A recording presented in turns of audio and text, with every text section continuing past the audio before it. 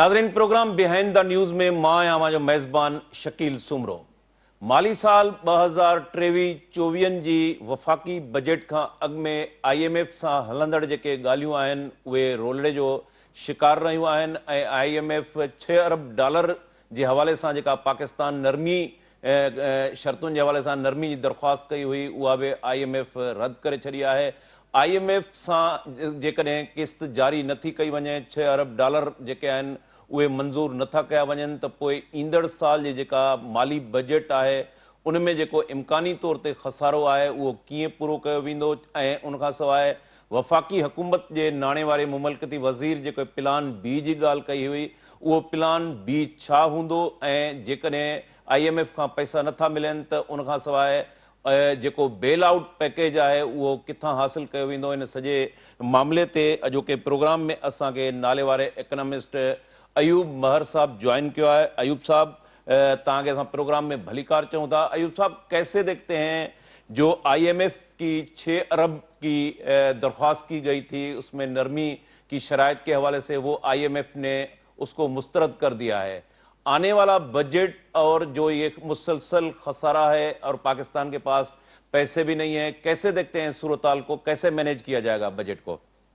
देखिए, दो चीज़ें हैं, दोनों को हम अलग अलग रखते हैं। पहली बात ये कि जो IMF ने वो एक्सपेक्टेड था कि IMF कभी भी एग्री नहीं करेगा नरमी के लिए, क्योंकि पाकिस्तान की हिस्ट्री में अब ये पहली दफ़ा हुआ था। वरना पाकिस्तान का रिकॉर्ड IMF से भी और दूसरे लैंडिंग एजेंसी से बहुत अच्छा रहा है हमेशा, कि पाकिस्तान ने कभी डिफॉल्ट नहीं किया अपने इंटरेस्ट पेमेंट में या कर्जों की किस्त की अदायगी में। पहली दफ़ा लास्ट ईयर ये हुआ है 2022 में मार्च अप्रैल में कि हमने जो डॉक्यूमेंट साइन किए थे हमने उससे बैकआउट कर लिया और कुछ हमने बिल्कुल उसके रिवर्स में गए। हमने पब्लिक को रिलीफ दिया बगैर IMF से कंसल्ट किए। वो जाहिर है IMF ने उस चीज़ को सीरियस लिया है और उसके बाद IMF जो है अब किसी किस्म की कोई कंडीशन पर किसी किस्म की रिलैक्सेशन देने के लिए अनफॉर्चुनेटली तैयार नहीं है। और ये एक्सपेक्टेड था कि IMF अब तैयार नहीं होगा कि पहले आप ये इम्प्लीमेंट करें, फिर स्टाफ लेवल पे एग्रीमेंट होगा और जब स्टाफ लेवल पे एग्रीमेंट हो जाएगा तो बात ख़त्म नहीं हो जाएगी। तरीक़ाकार है IMF का। स्टाफ लेवल पे एग्रीमेंट होने का मतलब है टेक्निकली आपने सारी कंडीशन फुलफिल कर दी है, इम्प्लीमेंट कर दी है। बाद में अप्रूवल के लिए ये बोर्ड में जाता है, फिर बोर्ड से अप्रूवल होती है जहाँ एक वोटिंग होती है, उसके बाद ये डिसीजन होता है। अभी IMF ने ठीक है, ये एक्सपेक्टेड था, प्लान बी गवर्नमेंट के पास यकीनन हर वक्त होता है, वो मौजूद है। लेकिन इसमें दूसरा जो एलिमेंट है जो हमें सोचना चाहिए कि ये अभी जो गवर्नमेंट है वो सूबे में पंजाब में केयर टेकर गवर्नमेंट है। उन्होंने ऐलान कर दिया है कि वो 4 महीने का बजट देंगी, पूरे साल का बजट नहीं देंगी। मरकज में एक कॉन्स्टिट्यूशन में एक चीज़ मौजूद है कि अगर बजट का ये जो चीज़ मौजूद है, ये इसाक डार साहब ने अपनी पिछली गवर्नमेंट के वक्त ये चीज़ कराई थी कि गवर्नमेंट जो है जब वो बजट देती है तो उस बजट को अगर उसके फौरन बाद इलेक्शन होने होते हैं तो आने वाली जो गवर्नमेंट होती है फिर वो उसको रेटिफाई करती है। आने वाली गवर्नमेंट के पास ये पूरा अख्तियार होता है कि वो उस बजट को लेके चले या उस पर अमेंडमेंट कर दे। ये इस तनाजुर में ये चीज़ जानना ज़रूरी है कि ये गवर्नमेंट जो अब बजट देगी, ये गवर्नमेंट को भी पता है कि ये प्री इलेक्शन बजट है। इस बजट में IMF की कंडीशन मानने का मतलब ये होगा कि आप सख्त स्टेप लेने होंगे, आपको फाइनेंशियल डिसिप्लिन को मेंटेन रखना होगा और ऑब्वियसली वो जो डिसिप्लिन मेंटेन रखने होगा उसका मतलब है आप सब्सिडीज नहीं दे सकते, आपको टैक्स बढ़ाने होंगे। 9.1 ट्रिलियन का जो टारगेट है वो अचीव करना होगा। इस सूरत हाल में यकीनी तौर पे फिर ये होता है कि जो पॉलिटिकल पार्टीज होती हैं, जो रूलिंग पॉलिटिकल पार्टी है, उसका वोट बैंक यकीनी तौर पे फिर वोट बैंक इफेक्ट होता है। तो पॉलिटिकल पार्टीज अपना वोट बैंक खराब नहीं करना चाहती, वो चाहेंगी इलेक्शन करीब में होने वाले हैं, मुस्तकबिल करीब में, तो रिलीफ दिया जाए। ताकि ये हमेशा हुआ है, 2018 में यही हुआ था। उस वक्त मिफ्ताह साहब थे, उन्होंने बहुत रिलैक्स बजट दिया था, उस पर बहुत सारे टैक्सेस कम कर दिए गए थे, बहुत सारी सब्सिडीज बढ़ा दी गई थी। उसके मुतालिक उस बजट के मुतालिक कहा गया था कि ये मिडिल क्लास का बजट है, उससे उनका वोट बैंक यकीनन बढ़ना था। उसके बाद जब PTI की गवर्नमेंट जाते वक्त बहुत सारी रिलैक्सेशन दी गई थी। इसी तरह से अब जो है यह इलेक्शन का साल है तो इसमें रिलैक्सेशन यकीनी तौर पे ये देना चाहेंगे। ये IMF की कंडीशनलिटी से ज़्यादा पॉलिटिकल गवर्नमेंट इस चीज़ पे غور کرتی ہے کہ ہم پبلک کو کیا ریلیف دے سکتے ہیں. لیکن یہ انہیں پتہ ہے کہ جب الیکشن ہو جائیں گے، الیکشن کے بعد وہ پھر بجٹ جو ہوتا ہے اس کے جو ٹارگیٹس ہوتے ہیں، اس کی جو ڈفرینٹ میئرز لیے گئے ہوتے ہیں، وہ پھر آنے والی جو گورنمنٹ ہوتی ہے وہ ریوائز کر سکتی ہے. یہ خود بھی اگر آئے تو ہو سکتا ہے یہ خود بھی ریوائز کرے کہ ڈسپلن مینٹین رکھنا ہے. تو یہ اس سارے تناظر میں اس چیز کو دیکھنا ہوگا. جیسے ابھی ڈالر کی اگر ویلیو کم ہو گئی ہے، پیٹرول کی پرائزز کم ہو گئی ہیں، گیس کی پرائزز پر سبسڈیز دوبارہ اناؤنس کی گئی ہے، یہ سارے جو اسٹیپ ہیں یہ الیکشن کے سال میں لیے جاتے ہیں. پاکستان کی ہسٹری میں کوئی نئی بات نہیں ہے. ایوب صاحب، یہ ڈاکٹر عائشہ پاشا نے جو بات کی ہے پلان بی کا، تو پلان بی کیا ہوگا؟ پلان بی میں دیکھیں، ہر government plan B C D وغیرہ تیار رکھتی ہے. پلان بی میں ان کے پاس یہ ہے کہ اگر آئی ایم ایف کے جو پیسے آنے تھے وہ بجٹ پہ تو یوز نہیں ہونے تھے، اس کا تعلق بجٹ سے ہوتا نہیں. جو ورلڈ بینک کی ایڈ ہوتی ہے، ایشین ڈیولپمنٹ بینک کے پیسے ہوتے ہیں، اسلامک ڈیولپمنٹ بینک کے ہوتے ہیں، یا اگر سکوک کے ذریعے آپ نے بانڈس لانچ کیے ہیں اس کے پیسے ہیں، وہ بجٹ میں یوز ہوتے ہیں. آئی ایم ایف کے جو پیسے ہوتے ہیں وہ بجٹ سے ان کا ڈائریکٹ کوئی ریلیشن نہیں ہوتا. آئی ایم ایف کے پیسے اسٹیٹ بینک میں آتے ہیں، وہ ہمارے فورن ایکسچینج جو ریزروز ہوتے ہیں اس کا حصہ بن جاتے ہیں، تاکہ ہم پھر امپورٹ جو ہمیں کرنی ہیں ان کی ایل سیز کھلتی رہیں، ہمیں ان کی پیمنٹ میں رکاوٹ نہ ہو. وہ بیسیکلی ایکسٹرنل ٹریڈ کے لیے اور ایکسٹرنل پیمنٹ کے لیے ہوتے ہیں، کیا ڈیفالٹ سے بچنے کے لیے. تو وہ اس کو اگر آئی ایم ایف کے پیسے نہیں آتے تو یقینی طور پہ پھر ہم ڈیفالٹ کی طرف نہیں جانا چاہیں گے. ہم چاہیں گے امپورٹس پہ مسئلہ نہ ہو. ہمیں آئل امپورٹ کرنا ہوتا ہے، آئل میں کہیں رکاوٹ نہ ہو. آئل سے صرف یہ نہیں کہ ٹرانسپورٹ ہے، آئل پھر الیکٹریسٹی کے لیے بھی ہمیں سپلائی کے لیے یوز کرنا ہوتا ہے. میڈیسن امپورٹ کرنی ہوتی ہیں ہمیں، کچھ بہت ضروری جو را مٹیریل ہے انڈسٹری کا وہ امپورٹ ہونا ہوتا ہے. کچھ پلانٹ مشینری اسپیئر پارٹس ہیں جن کو ہم نہیں روک سکتے. تو اس کے لیے اگر ہم چاہیں گے کہ پیسے ہمارے پاس ہونے چاہیے اور آئی ایم ایف نہیں دے رہا، پلان بی میں انہوں نے کہا ہے کہ اس کے لیے ہم مینیج کریں گے کہ دوست ممالک سے بات کی جائے. دوست ممالک میں بار بار اگر میڈیا میں دیکھتا ہوں چائنا کا نام آتا ہے. دیکھیے، چائنا جب کسی ملک کو ایڈ دیتا ہے تو چائنا اس کی ہیلپ کرتا ہے پروجیکٹ کے ذریعے.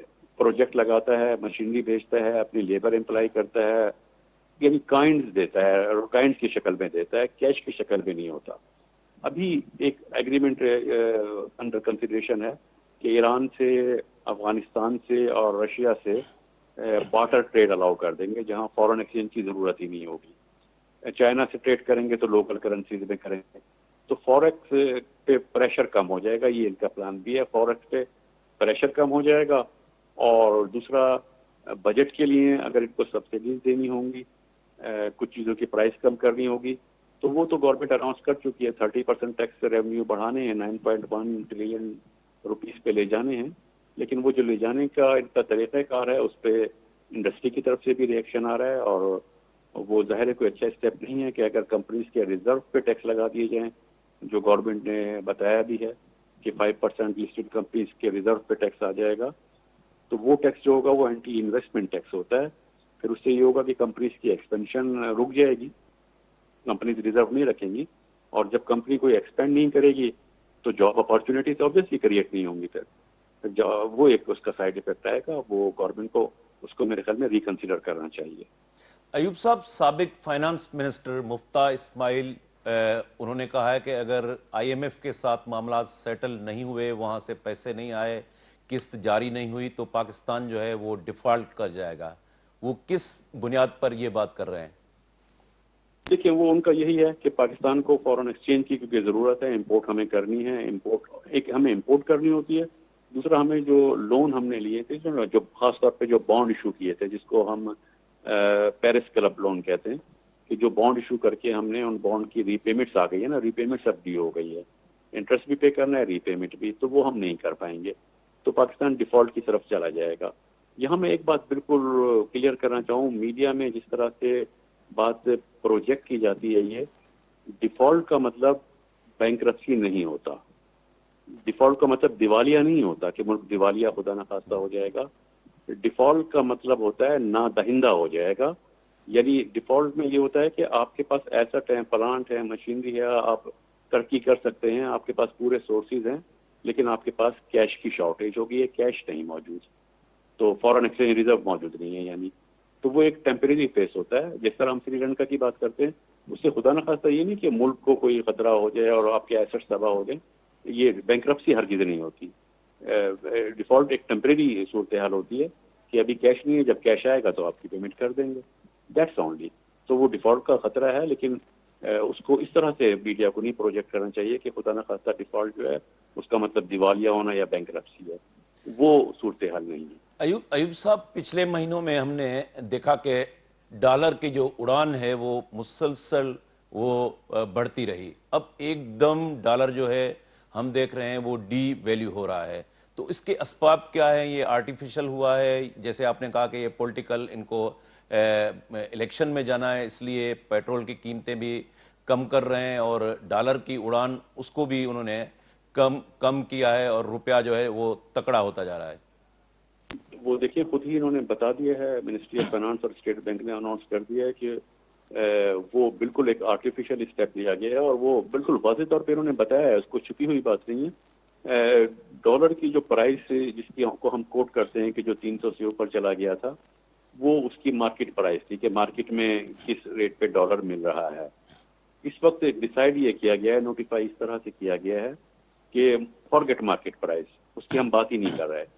جو انٹر بینک میں ریٹ ہوگا وہی ریٹ جو ہوگا منی ایکسچینج کرنے والے جو ہیں، منی چینجر جو ہیں، منی چینجر اسی ریٹ کو فالو کریں گے، اسی پر سیل اور پرچیز کریں گے جو انٹر بینک میں ہوگا.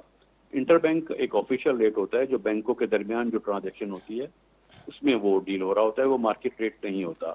ہم نے ایک طرح سے مارکیٹ ریٹ کو ختم کر دیا ہے، اور مارکیٹ ریٹ کو فالو کرنا یہ آئی ایم ایف کی بھی کنڈیشن تھی. یہ کسی وقت WTO میں جب ہم گئے تھے تو کنورٹیبلٹی اور کرنسی کی کلوز ہم نے 1993 میں ہم نے سائن کی تھی. 1993 سے ہماری کرنسی فلی کنورٹیبل ہو گئی تھی. اس میں ایک شرط ہوتی ہے کہ مارکیٹ پر پرائس کے حساب سے کرنسی کا لین دین ہونا چاہیے. ہم نے فی الحال وہ مارکیٹ ریٹ جو ہے اس کو ٹرمینیٹ کر دیا ہے. اس کا یہ مطلب نہیں کہ مارکیٹ کی پرائز اب کم ہونا شروع ہو گئی ہے، مارکیٹ کی پرائز اب کوٹ ہی نہیں ہوگی، کس پرائز پہ ہے وہ نہیں آئے گی سامنے بات. جو انٹر بینک کی ریٹ ہوگا وہی مارکیٹ اس پہ دے گی. لیکن اب اس میں ایک سوال آئے گا کہ کیا اس ریٹ پہ منی چینجر کے پاس جب آپ جائیں گے کیا آپ کو واقعی مل جائے گا ڈالر، یا ڈالر کی شارٹیج تو نہیں ہو جائے گی. وہ ایک چیز ہے، اس پہ راشننگ کرنی ہوگی، کوالٹیٹیو ریسٹرکشن ہے، کس کو دیا جائے کس کو نہ دیا جائے، کس ضرورت کے لیے ڈالر چاہیے، وہ ایک اس کو کنٹرول کرنا پڑے گا. کیونکہ اب وہ فری نہیں، اس طرح مارکیٹ میکینزم میں تھا، فری ریٹ تھا، فلوٹنگ تھا، مارکیٹ ریٹ ڈیسائیڈ ہوتا تھا، اس ریٹ پہ آپ بیچتے تھے، اس پہ آپ خریدتے تھے. اب وہ ریٹ درمیان سے نکال دیا گیا ہے. اس کا یہ مطلب نہیں پرائس کم ہو گئی، اس کا مطلب ہے وہ ریٹ کیا ہے اس کو ہم فالو ہی نہیں کر رہے. ایوب صاحب، FBR کی جو محصولات تھی ان کی وصولی وہ 16% تک بڑھائی گئی تھی، اور وہ وصولیاں جو ہے وہ ہدف وہ بھی پورا نہیں ہو سکا. اس کا کیا ہوگا امپیکٹ آنے والے بجٹ پہ؟ دیکھیں، جو وصولیاں ہوئی ہیں پچھلے سال سے تو وصولیاں زیادہ ہوئی ہیں اگر پچھلے سال سے کمپیئر کریں، لیکن جو ٹارگٹ انہوں نے رکھا تھا وہ بہرحال اچیو بھی ہے. اس میں 400 بلین روپیز سے زیادہ کا شارٹ فال آ گیا ہے. وہ ٹارگٹ اچیو نہیں ہوا، اور ایسا ماضی میں بھی ہوتا رہا ہے کہ وہ target most of the time وہ ٹارگٹ جو ہوتے ہیں وہ اچیو نہیں ہوتے. اور جب وہ ٹارگٹ اچیو نہیں ہوتے تو پھر آپ کے پاس دو میں سے ایک آپشن بچتا ہے.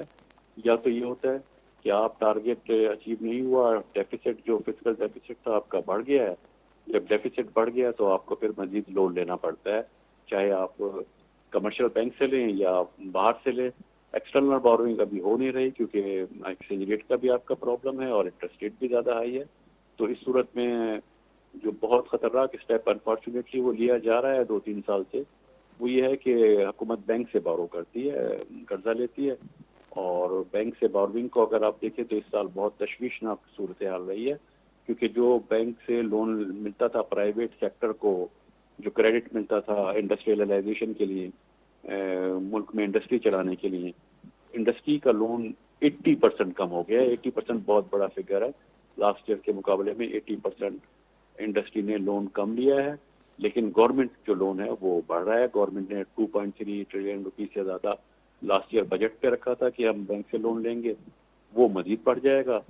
بینک بھی خوش ہے کیونکہ بینک کو کوئی رسک نہیں لینا، انڈسٹری کی فیزیبلٹی کی اسٹڈی نہیں کرنی لون دینے کے لیے. گورنمنٹ کو لون دینا ہے، بینک خوشی سے دے دے گا.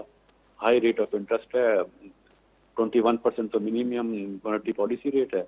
अगर गवर्नमेंट इतना अच्छा इंटरेस्ट रेट गवर्नमेंट दे रही है तो बैंक का तो कोई इसमें रिस्क इन्वॉल्व नहीं है, बैंक खुश होकर गवर्नमेंट को लोन देगा, लेकिन फिर उसका इंडस्ट्री में जो पैसा यूज होना चाहिए वो नहीं होगा, और गवर्नमेंट को जब फ्यूचर में आने वाले सालों में वो पैसा वापस करना होगा बैंक को, तो गवर्नमेंट को इंडस्ट्री तो नहीं चलाती, गवर्नमेंट तो फिर टैक्स से ही वो पैसे वसूल करेगी ना, तो फिर इसका मतलब है उसकी वापसी के लिए ज्यादा टैक्स कलेक्ट करने पड़ेंगे। अयूब साहब, लास्ट क्वेश्चन, अगर बजट का खसारा बढ़ता है तो आपकी नज़र में बजट में ज़्यादा कट कहाँ लगेगा? डेवलपमेंट बजट में लगेगा या नॉन डेवलपमेंट की साइड से? ये प्रैक्टिस ये रही है, 30-40 साल की प्रैक्टिस, ये तो पाकिस्तान की हिस्ट्री है कि सबसे पहला कट डेवलपमेंट एक्सपेंडिचर पर लगता है, और उसमें भी फिर ये होता है जब डेवलपमेंट एक्सपेंडिचर कट किए जाते हैं तो पहला कट जो उसमें लगता है वो वाले डेवलपमेंट एक्सपेंडिचर जो अभी प्रोजेक्ट शुरू होने से पहले वहाँ कट किया जाता है। अगर उससे भी काम ना चले तो जो रनिंग प्रोजेक्ट होते हैं जिन पे काम हो रहा होता है, फिर सूरत हाल ये बनती है कि उनको टेम्परेरी तौर पे उन प्रोजेक्ट को भी रोक दिया जाता है। लेकिन ये ऑलरेडी डेवलपमेंट एक्सपेंडिचर हमारा देखें, ये 1993 से पहले, यानी जब हम गए थे कि प्राइवेटाइजेशन की तरफ गए थे और हमने प्राइवेट इन्वेस्टमेंट को प्रमोट करने के लिए लॉज बनाए थे, उससे पहले जो था हमारा development to expenditure to GDP ratio 8% होता था, 8% के करीब। अब ये रेशो जो है 2% से भी कम हो गया है। 2% से कम हो जाना बहुत डेंजरस फिगर है, वो ऑलरेडी इतना कम हो चुका है, अब कितना कम करेंगे, मतलब है वो तो फिर हम ऑलरेडी जीरो की तरफ जा रहे हैं। शुक्रिया अयूब महर साहब, आपने हमें टाइम दिया। नाज़रीन, हिते हिकिड़ो नंढो कमर्शियल ब्रेक जो वक़्तु थी वियो आहे, ब्रेक खां वापसी ते प्रोग्राम खे कंटिन्यू कयूं था।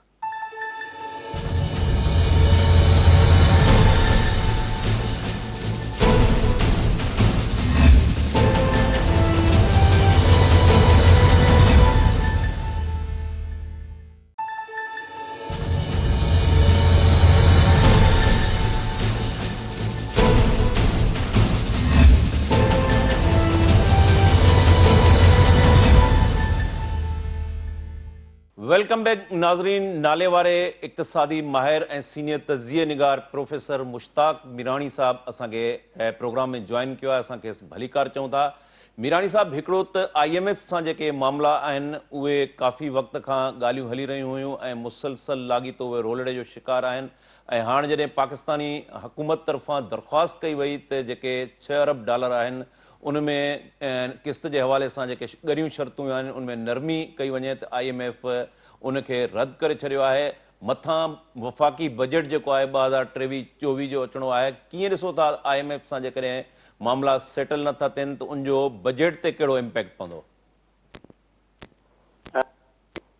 तमामु कॉम्प्लिकेटेड केस आहे उहो, इन जे करे केस आहे त जेका असांजी हुकूमत आहे उहा शिफ़ाफ़त ते अमल नथी करे। हेलो, आवाज़ अचे थो? जी जी जी आवाज़ अचे थो? जी जी कंटिन्यू कयो मीराणी साहब। त शिफ़ाफ़त ते अमल नथी करे, ऐं उहा जेको बि अमल करे थी उहो माण्हुनि खे ख़बर न आहे, उहो सिर्फ़ु हुकूमत ऐं IMF जे विच ते आहे। तव्हां टियों ॾींहुं ॾिठो त कीअं डॉलर 316 रुपए ते वियो ऐं यकदमि जेको आहे सो 300 ऐं 350 ते पहुची वियो। ही जेको आहे न, ही जेको सिस्टम आहे उहो शिफ़ाफ़त ते नथो हले। तंहिंजे करे ॿियो इहो आहे त IMF इनडायरेक्टली या इवन डायरेक्टली कल्ह चयो अथई त भई तव्हां रूल ऑफ लॉ बि हुजे। उनजो मक़सदु इहो आहे त इलेक्शनियूं हुजनि ऐं जेका हुकूमत हुजे उहा शिफ़ाफ़त तौर उहा माण्हुनि जे तरफ़ां मुंतख़िब थी अचे, ऐं उन खां पोइ असां तव्हांखे ॾींदासीं। तंहिंजे करे इहो चई सघूं था त रुॻो फाइनेंस इन्वॉल्व कोन्हे को, पर उन में सियासत बि इन्वॉल्व आहे ऐं उन में आईनी जेके मामला आहिनि उहे बि इन्वॉल्व आहिनि। तंहिंजे करे हाणे ॾिसणो इहो आहे त हुकूमत पाकिस्तान जेका आहे उनजे कहिड़ियुनि शयुनि ते IMF खे राज़ी करे थी। छाकाणि IMF लाइ $5, $6, $10 जी का अहमियत कोन्हे का, पर जंहिं नमूने सां उहो वापसी करणु थी चाहे पंहिंजा पैसा, या कहिड़नि शर्तनि ते रिफॉर्म जे हवाले सां ॻाल्हि करे थी, उहे असांखे ॾिसणो आहे। ऐं ॿियो जेको तव्हां सुवाल कयो त बजट जे लाइ त यकीनन जेको आहे सो ही हरक्यूलन टास्क आहे ऐं हुन जे लाइ कीअं हुकूमत आहे कीअं, तंहिंजे करे ही ईअं सम्झो त जेके बि इक़्तिसादियात जे जेके माहिर आहिनि, जेके उन जूं नज़रूं आहिनि त कीअं थो थिए, उन्हनि लाइ हिकिड़ी ब्लैक बॉक्स आहे। जीअं तव्हां मीडिया वारा ॿिया ॾिसो न, ओचितो ख़बर थी पए त हुकूमत हीअं फ़ैसिलो कयो आहे, इहो ॾिसणो आहे। पर अवाम जे मफ़ाद में इहो आहे त बहितर नमूने सां रिलेशन हुजनि IMF जा, उहे पैसा अचनि ऐं मुल्क में जेको आहे सो महांगाई घटि थी वञे, रोज़गार पैदा कए, माण्हुनि जो अवाम जो इहो तक़ाज़ा आहे। ॾिसूं त हुकूमत कीअं थी उन्हनि ख़्वाहिशनि खे सही करे। मीरानी साहब, मुल्क जे अंदरि जेको मुआशी, सियासी ऐं आइनी बहरान जी असां सूरत ॾिसी चुका आहियूं। पाण जेकॾहिं सिंध जे मंज़रनामे ते अचूं, ख़ासि तौर ते सिंध में जेका अमन जी सूरत हाल आहे, उत्तर सिंध जा जेके 2-4 ज़िला आहिनि उनमें काफ़ी अरसे खां ख़ासि तौर ते अगवा जूं वारदातूं, धाड़ेलनि जो जेको दहशतगर्दी आहे उनमें, उनखां सवाइ कूड़ा पुलिस मुक़ाबला, ताज़ो जेको ठुल में सदाम लाशारी जेको मुबीना तौर ते कूड़े पुलिस मुक़ाबले में उहो मारिजी वियो आहे। उनखां पहिरें असां ॾिठो डॉक्टर अजमल सामन जो मर्डर थियो। त कीअं ॾिसो था सिंध जे अंदरि जेका ही लॉ एंड ऑर्डर जी सूरत हाल आहे, ख़ासि तौर ते असां ॾिसूं था त पुलिस जेको आहे उहो मुकमल तौर ते नाकाम वई आहे ऐं ही जेको अजमल सामन खां पोइ सदाम लाशारी जो केस आहे उन ते सॼी सिंध जेका आहे हिन वक़्तु सरापा एहतजाज आहे। कीअं ॾिसो था उत्तर सिंध जे ॿिनि चइनि ज़िलनि खे जेकर वठिजे? शकील, तव्हांखे ख़ुशी थींदी त 2023 जनवरी खां वठी 6 महीनो हले थो, मां आइन ते तमामु घणी अभ्यास कयो आहे। आइन छा आहे, उन जूं तक़ाज़ाऊं कहिड़ियूं आहिनि। हाणे हिकिड़ो आर्टिकल लिखां पियो जेको ऑलमोस्ट ख़तमु आहे, कानून जी हुकुमरानी। तव्हांखे इहो बि ॿुधायां त जेका चवे थी त मां जमहूरी हुकूमत आहे, उन जो पहिरियों शर्त इहो आहे त पोइ फ्री फेयर इलेक्शन में चूंडियूं थियनि, उन खां पोइ जेको अक्सरियत आहे उहा हुकूमत ठाहे। ऐं जॾहिं हुकूमत ठहंदी आहे त तव्हांखे इहो ॿुधायां त पहिरियों शर्त इहा आहे त जेको हुन वाइदो कयो आहे इलेक्शन जे एजेंडा में, उन तहत माण्हुनि हुनखे जेको मैंडेट ॾिनो आहे, हाणे उन मैंडेट खे पूरो करण लाइ उन जमहूरी हुकूमत, पीपल्स पार्टी जी हुकूमत हुजे, मुस्लिम लीग जी हुजे, अमेरिका जी डेमोक्रेट हुजे, उन्हनि जो पैटर्न सॼो साम्हूं आहे। अनफॉर्चुनेटली, बदकिस्मत सां ऐं ॾुख सां थो चवणो पए त हीअ जेका हुकूमत सिंध हुकूमत, अच्छा ॿियो आइन जे मुताबिक़ सॼो जेको लॉ एंड ऑर्डर आहे न, उहो सूबाई हुकूमत जी ज़िम्मेवारी आहे। माण्हुनि जी हिफ़ाज़त जेके चवंदा आहिनि त हुनजी लाइफ, लिबर्टी ऐं डिग्निटी, उहो बि ज़िम्मेवारी सिंध हुकूमत जी आहे, जीअं पंजाब जी आहे या ॿियनि जी आहे। तंहिंजे करे सिंध हुकूमत मुकमिल तौर माण्हुनि खे आइनी तहफ़ुज़ न ॾिनो वियो आहे, माण्हुनि खे जान माल जी इज़त जो तहफ़ुज़ न आहे। ऐं हीउ जेको हाणे जो केस न आहे, तव्हां पाण ॾिसो था त एक्स्ट्रा जुडिशियल जेको केस थिया आहिनि, मर्डर थिया आहिनि, फुलफिरा आहे, हाफ़िरा, उहो मुसलसल हलंदा था अचनि। ऐं सदाम लाशारी जे ॾाढो ॾुख आहे त हिकिड़े नौजवान जो ईअं जेको आहे सो क़तल थी वञे। ॿियो जेके धाड़ेल आहिनि, तव्हांखे मां हिकिड़ो ॿुधायां, तव्हां त उत्तर सिंध जा आहियो, तव्हांखे ख़बर आहे 500 जेके आहिनि स्क्वायर किलोमीटर जेको आहे सो उहो हिकिड़ो इलाइक़ो आहे जिते इहे धाड़ेल आहिनि। वॾो इलाइक़ो न आहे, सॼी सिंध जी एराज़ी जेका आहे 1,41,000 स्क्वायर किलोमीटर आहे।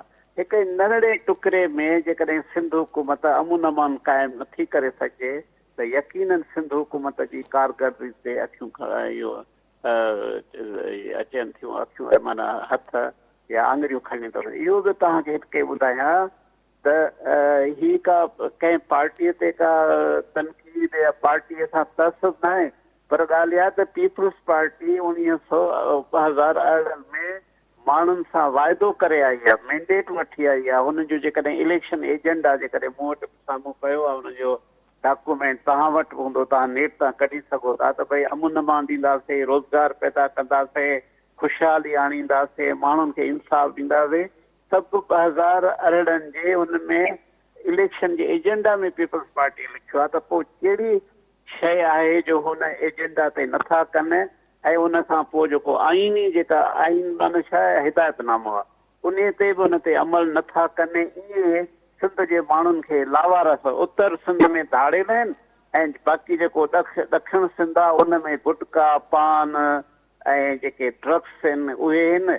नतीजे तौरु सॼी सिंध जेका अज़ाब में थी हले। मीराणी साहब, तव्हां जीअं आइन ऐं कानून जी ॻाल्हि कई ऐं असां वटि हिते जेको असेंबली आहे, सूबाई असेंबली या वफ़ाक़ी क़ौमी असेंबली जेकी आहे उन में कानून साज़ी थिए थी पई, पर हिते सभ खां वॾो मसइलो इहो आहे त कानून ते इम्प्लीमेंटेशन जो। कानून असां वटि मौजूदु आहे सिंध जे अंदरि, पोइ बि असां ॾिसूं था त पुलिस हाफ फिराए ऐं फुल फिराए जेको आहे उनखे जस्टिफाए कंदी रही आहे। त उन खां सवाइ जेकॾहिं को माण्हू गिरफ़्तार थिए थो त हिकिड़ो जुडिशल सिस्टम मौजूदु आहे, उन में उनजो केस चालान कयो वञे। पर असां हिते ॾिसूं था त काफ़ी अरसे खां, बल्कि मां चवंदुसि त ॿिनि ॾहाकनि खां ही फुल फिराए ऐं हाफ फिराए जो सिलसिलो हलंदड़ आहे। ताज़ो जेको ही मामिलो थियो आहे सदाम लाचारी जो, ही पहिरियों केस कोन्हे, सिंध में अहिड़ा केतिरा ई केस थिया आहिनि। अवां सम्झो था त कानून जी जेका इनहराफ़ी थिए थी पई ऐं उन खां बाद में प्रोसिक्यूशन जेका आहे उहा असां ॾिसूं था त उनमें तमामु घणा फ्लॉज़ आहिनि, झोल आहिनि। त जॾहिं कानून इम्प्लीमेंट न थींदो, तव्हां सम्झो था त हीउ मामिलो जेको आहे सिधो सो पोइ जेको आहे अनारकी जी तरफ़ वेंदो ऐं जेकॾहिं कानून ते इम्प्लीमेंट नथो थिए त अहिड़ी सूरत हाल में फ्यूचर अवां कीअं था ॾिसो सिंध जो? ऐं पहिरीं ॻाल्हि आहे त क़ौमी असेंबलीअ में बिलावल भुट्टो ज़रदारी जेको पीपल्स पार्टीअ जो हेड आहे उहो हर वक़्तु आइन ऐं कानून जी ॻाल्हि करे थो। ऐं जेसिताईं मूंखे ख़बर आहे त ह्यूमन राइट्स जे जेको पार्लियामेंट्री कमेटी आहे उनजो बि ही चेयरमैन आहे। हाणे त जॾहिं आइन जे मुताबिक़ हुनखे मैंडेट मिलियल आहे त सिंध में उहो हुकूमत करे, ऐं उहो मैंडेट ईअं न आहे त हिकिड़ो दफ़ो इहो लाइसेंस न आहे, इहो ज़हन में रखो। मैंडेट लाइसेंस न आहे त भई जेके वणे थी करे। मैंडेट जो मक़सदु आहे त उन ते अमल करणु। त जेकॾहिं पीपल्स पार्टीअ जो हेड या जेको चीफ मिनिस्टर आहे उहो मां चाहींदुसि तव्हांजे प्रोग्राम लाइ त महिरबानी करे आइन खे वधीक खणे, उनखे वधीक पढ़ियो त हुन में लिखियलु छा आहे। लिखियलु क्लियर कट लिखियलु इहो आहे त भई शहरी जेके हुनजी जान माल ऐं इज़त जो तहफ़ुज़ हर जेका डेमोक्रेटिक गवर्नमेंट, पोइ सूबाई हुकूमत हुजे या वफ़ाक़ी हुजे, उनजो पहिरियों फ़र्ज़ु इहो ई आहे। छाकाणि असांजी जान माल इज़त हूंदी त बाक़ी असां सभु कुझु कंदासीं न। जॾहिं उहा ई महफ़ूज़ न हुजे त पोइ अच्छा ॿी ॻाल्हि ॿुधो, हेठनि खे ॾोह ॾियणो ई कोन्हे। जेकॾहिं सिपाही आहे या को डिप्टी कमिश्नर आहे या SP आहे, छाकाणि उहे वर्क कनि था पॉलिटिकल गवर्नमेंट जे अंडर था कनि करे। इन जे करे टोटली जेका ज़िम्मेवारी आहे उहा पॉलिटिकल गवर्नमेंट माना कैबिनेट या असेंबली या जेको चीफ मिनिस्टर आहे उन ते थी अचे। ॿिए कंहिं ते बि असांखे इल्ज़ाम न आहिनि। इल्ज़ाम छा चवण ई नथा। जीअं मिसाल तौरु हिंदुस्तान में जेकॾहिं मुस्लमाननि सां जेके ज़्यादतियूं थी थियनि त असां मोदीअ ते इल्ज़ाम था कयूं, या जॾहिं ट्रंप हुन दौर में तो ग़लति ॻाल्हि कंदो त ट्रंप खे। त हिते जेको सिंध आहे एक्सक्लूसिवली असां जेका चीफ मिनिस्टर आहे जेको पार्टी जो हेड आहे उन ते फ़र्ज़ु आहे त महिरबानी करे सिंध जे माण्हुनि खे आइन मुताबिक़ जेको आहे उनजी जान माल ऐं इज़त जी हिफ़ाज़त करे। महिरबानी प्रोफेसर मुश्ताक मीराणी साहब, हिते प्रोग्राम जो वक़्तु पुॼाणी खे पहुतो। नाले वारे इकनॉमिस्ट अयूब महर साहब जी बि महिरबानी जंहिं असांखे प्रोग्राम में असांखे जॉइन कयो ऐं ख़ासि तौर ते IMF सां जेके मामला हुया उन ते जेको आहे उन तमामु घणी मालूमात ॾिनी। नाज़रीन, ईंदड़ प्रोग्राम ताईं पंहिंजे मेज़बान शकील सुमरो खे इजाज़त ॾींदा। अल्लाह भाई।